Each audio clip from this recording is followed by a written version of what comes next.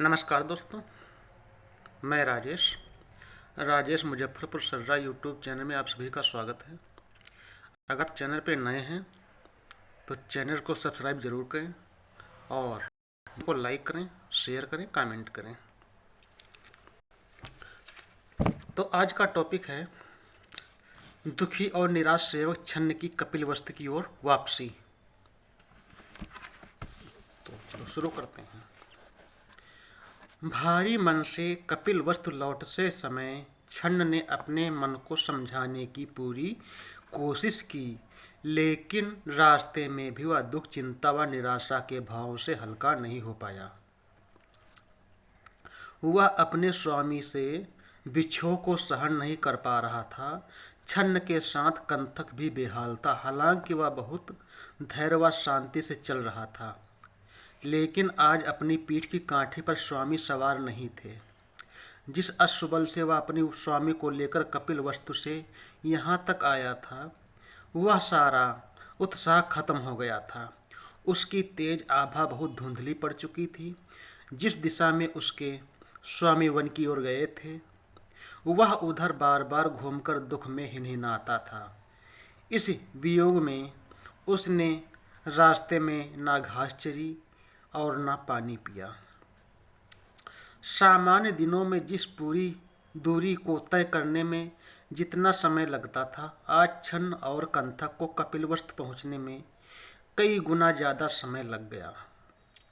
वे दोनों अपने शरीर के रूप में तो नगर में पहुंचे, लेकिन मन अभी भी अपने स्वामी की चिंता में डूबा हुआ था। लगभग 30 योजन का लंबा रास्ता तय करने के बाद छन्न कपिलवस्तु पहुंचा तो सारा नगर दुख में डूबा हुआ था। जब नगरवासियों को मालूम हुआ कि शाक्य कुल के उस गौरव को साथ लाए बिना ही दोनों वापस लौटे हैं, तो उनका दुख छलक पड़ा। कई लोग जोर जोर से रोते हुए छन्न से सवाल कर रहे थे, राजकुमार सिद्धार्थ को वापस क्यों नहीं लाए? शाक्य राज का वह गौरव अब कहाँ है? जिस नगर में राजकुमार नहीं, वह नगर अब हमारे लिए सूखे जंगल के समान है, और जिस जंगल में वह है, वही हमारे लिए उल्लास व हर्ष से भरा नगर है। सिद्धार्थ के बिना इस नगर का हमारे लिए अब कोई आकर्षण नहीं। कई स्त्रियां अपने अपने घरों से खिड़कियों व झरोखों से रास्ते पर चल रहे अश्व और छन्न को देखकर प्रसन्न हुई कि राजकुमार लौट आए हैं। लेकिन जब वे वापस आए और देखा कि कंथक पर राजकुमार सवार नहीं हैं, तो उन्होंने खिड़कियां बंद कर ली और जोर जोर से विलाप करने लगी। दुख से डूबे राजा शुद्धोधन के परिवार का विलाप। राजा के परिवार के लोग बड़ी उत्सुकता से राजकुमार के वापस लौटने का इंतजार कर रहे थे। सबको उम्मीद यह थी कि छन्न सिद्धार्थ को समझा बुझा कर घर वापस लाने में सफल हो जाएगा। छन्न के साथ कंथक महल के अस्तबल में पहुंचते ही दुख भाव से जोर से हिनहिनाया। राजमहल के भीतर से कंथक के हिनहिनाने की आवाज़ सुनकर परिजन उत्साह से उधर दौड़े कि राजकुमार वापस आ गए हैं। जो स्त्रियां दुख के मारे सारा होश हवास भूल बैठी थी, अब प्रसन्नता के मारे राजकुमार को देखने की आशा में तेजी से महल से बाहर आईं। लेकिन वहां कंथक के साथ राजकुमार को नहीं देखकर वापस निराश व दुखी हो गईं। स्वयं पर काफी संयम रखे हुए प्रजापति गौतमी रोते हुए चीख पड़ी। अपनी शुद्ध बुद्ध खो बैठी। आंसुओं की बहती धाराओं के साथ वह कहने लगी, जिस राजकुमार के लंबे लंबे बाहु हों और जो सोने जैसा सुंदर हो, क्या ऐसे शूरवीर को किसी आश्रम में रहना चाहिए? अब इस धारा पर रहने का क्या अर्थ, जब सद्गुणों से भरा हुआ श्रेष्ठ ही हमें छोड़कर चला गया हो। उसके पैरों की अंगुलियों के बीच सुंदर झिल्ली है, जिनके टखने नील कमल की तरह कोमल हैं, जिनके बीच चक्र चिन्ह अंकित है। वे जंगल के कटीले व पथरीले रास्तों पर कैसे चलेंगे? वह शरीर जो महलों की सुख सुविधाओं की योग्य है, जो सुंदर वेशभूषा तथा चंदन की सुगंधियों से सुशोभित रहता है, वह उन जंगलों में कैसे रहेगा? जहाँ सर्दी, गर्मी और वर्षा से बचने के कोई साधन नहीं है। जो सुनहरे आरामदायक बिस्तर पर सोता था, अब तपस्वी के रूप में एक वस्त्र बिछाकर कठोर जमीन पर कैसे सो पाएगा। जिसने अपने कुलशील, शौर, बल, विद्या, सौंदर्य और तरुण का गौरव था, जो हमेशा लेने की बजाय देने के लिए ही आगे रहता था, वह किस तरह दूसरों से भिक्षा मांग सकेगा। इस प्रकार के करुण विलाप को सुनकर स्त्रियां आपस में गले लगाकर बिलखने लगीं। यशोधरा भी अब तक धैर्य व संयम रखे हुई थी, लेकिन उनके संयम के बांध मानो टूट गया। वह सिद्धार्थ गौतम के वियोग में फूट फूट कर रोने लगी। अपनी सुध बुध खोकर भूमि पर गिर पड़ी। वह यह भी भूल गई कि सिद्धार्थ के मानव कल्याण के संकल्प से पहले से ही परिचित थी और हर्ष व गर्भ के साथ गृह त्याग की अनुमति दी थी। वह रोते हुए बोल रही थी कि मुझे वैसी कर्तव्य प्राण धर्म पत्नी को कैसे छोड़ गए। वह मुझे भी लेकर अपने नए जीवन की संगी साथी बना सकते थे। मुझे स्वर्ग की कामना नहीं है। मेरी एक इच्छा है रही है कि मेरा पति मुझे इस लोक व परलोक में कभी नहीं छोड़े। यदि मैं उनके तेज ओजस वाले मुखमंडल की ओर देखने की हकदार रही हूँ, तो क्या यह मालूम राहुल भी अपने पिता की गोद में खेलने का हकदार नहीं है। अच्छा होता मुझे भी अपने साथ ले जाते। मुश्किलों से भरी आगे जीवन की यात्रा में भी मैं उनका साथ निभाती।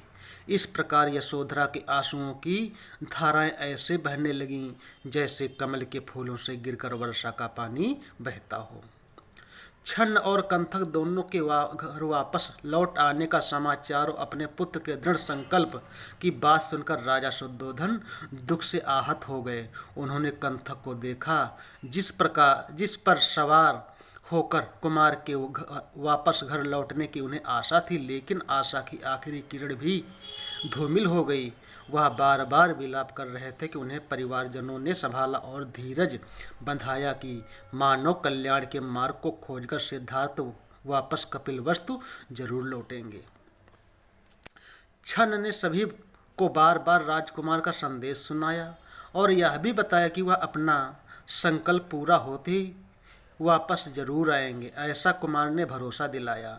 उसने सभी से क्षमा भी मांगी कि राजकुमार से बार बार विनती और काफ़ी कोशिश करने के बावजूद भी वह राजकुमार को मनाकर वापस लाने में सफल नहीं हो सका। इस प्रकार शुद्धोधन, गौतमी और यशोधरा ने सिद्धार्थ के संकल्प को याद कर उसे जल्द पूरा होने की कामना करने लगे, ताकि जल्दी ही वह अपने परिवार के बीच वापस आ सके। यशोधरा अपने सारी राजसी सुविधाएं, श्रृंगार और आभूषण त्याग कर सादगी भरा जीवन बिताने लगी। इसके बाद है सिद्धार्थ गौतम की संकल्प यात्रा कपिलवस्तु राजगृह की ओर। संसार की सारी गतिविधियों से अलग होकर सिद्धार्थ ने भ्रमण करने वाली परिवारजक का जीवन बिताना शुरू किया। जीवन के इस मोड़ की साक्षी अनोमा नदी के पीछे रह गई। उस समय दैनिक जीवन से आगे शास्त्रों का अध्ययन, दर्शन, योग, ध्यान, रिद्धि सिद्धि, तप, तंत्र, मंत्र आदि आध्यात्मिक व अन्य विषयों की जिज्ञासुओं की कमी नहीं थी, जो गृह त्याग कर कठोर जीवन गुजारते थे। सिद्धार्थ भिक्षा से प्राप्त एक समय भोजन करते और ग्राम या नगर से दूर एकांत में खुले में या वृक्ष के नीचे सोकर रात बिताते थे। उनके व्यवहार से लोग बहुत प्रभावित होते थे, लेकिन जब तक कोई नहीं जानता था कि वह राजकुमार सिद्धार्थ हैं। अनोमा नदी के किनारे छन्न और कंथक से विदा लेने के बाद सिद्धार्थ ने मगध की राजधानी राजगृह जाने का विचार किया। उस समय मगध के राजा बिंबिसार थे और राजधानी का क्षेत्र प्रसिद्ध दार्शनिक विचारकों व आचार्यों की साधना का प्रमुख केंद्र था। वहाँ कई विद्वान ऋषि, मुनि, तपस्वी निवास करते थे। युवा सम्राट बिंबिसार स्वयं भी बहुत विद्वान थे। वर्षा के कारण गंगा नदी पूरी उफान पर थी। सिद्धार्थ ने नदी की तेज धारा को पार किया। गंगा के पार कुछ दूरी पर घना आम्रवन था।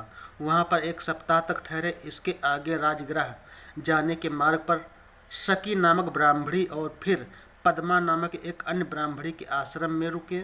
वहां से चले तो कुछ दिन उन्होंने रैवत नाम के ब्राह्मण ऋषि के आश्रम में बिताए। सभी आश्रम में सिद्धार्थ का बहुत आस्थिक सत्कार हुआ। नदियों, पहाड़ों और घने जंगलों में डरावने रास्तों की बहुत लंबी और कठिन यात्रा तय करने के बाद राजगृह पहुंचे।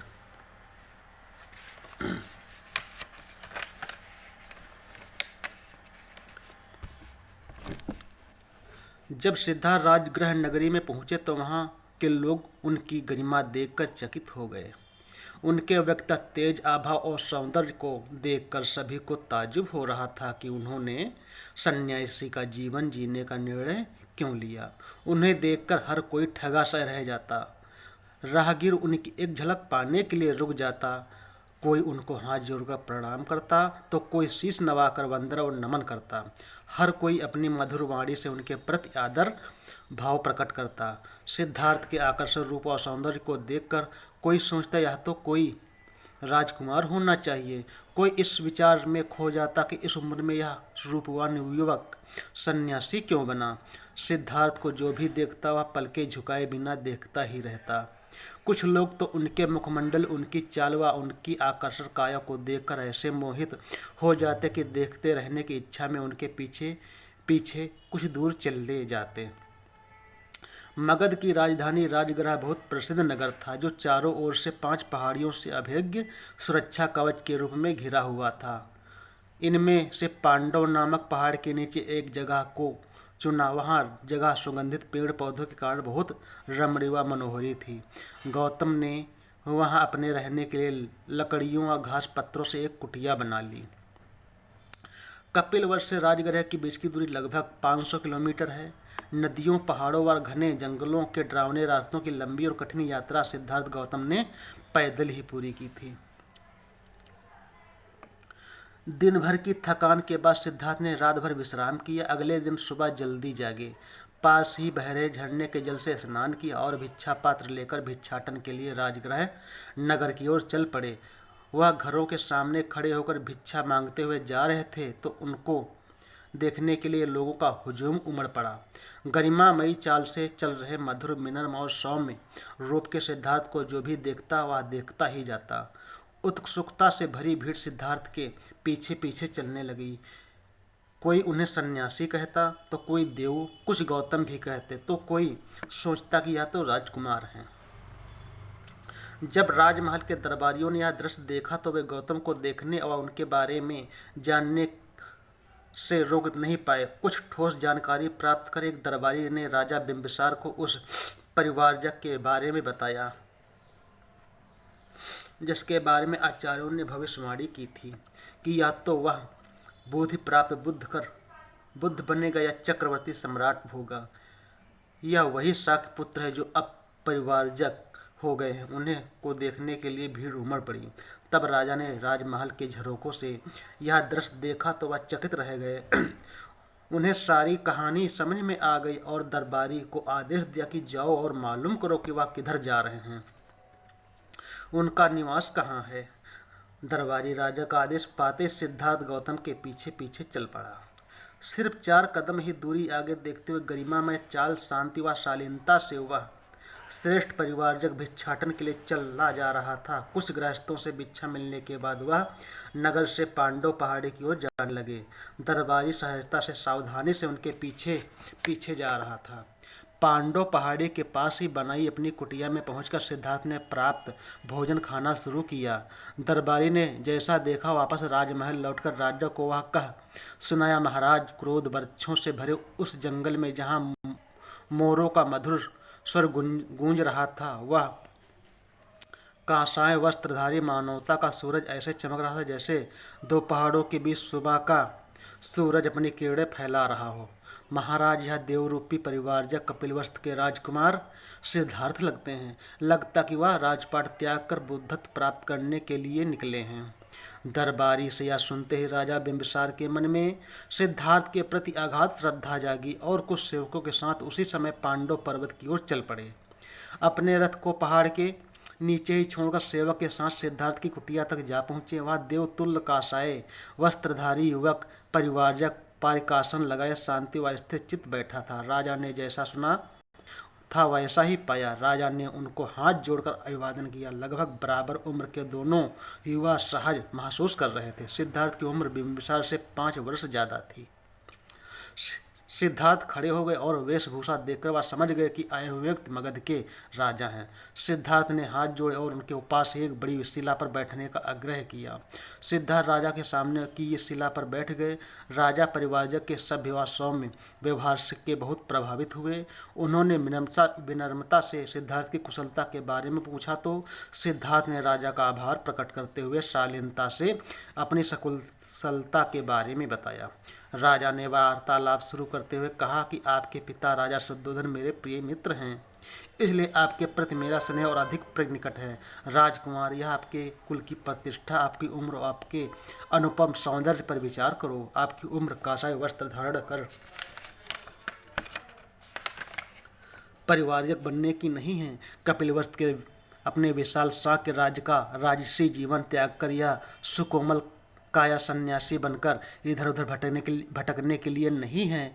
आपका सुंदर शरीर चंदन से सुगंधित होने के योग्य है। आप दूसरों को अन्न धन दान करने वाले दाता हैं, लेकिन अब दूसरों के घर भिक्षाटन से प्राप्त भोजन से भूख शांत कर रहे हो। आज के लिए इतना ही। अगले की कहानी अगले पार्ट में। तब तक के लिए नमस्कार।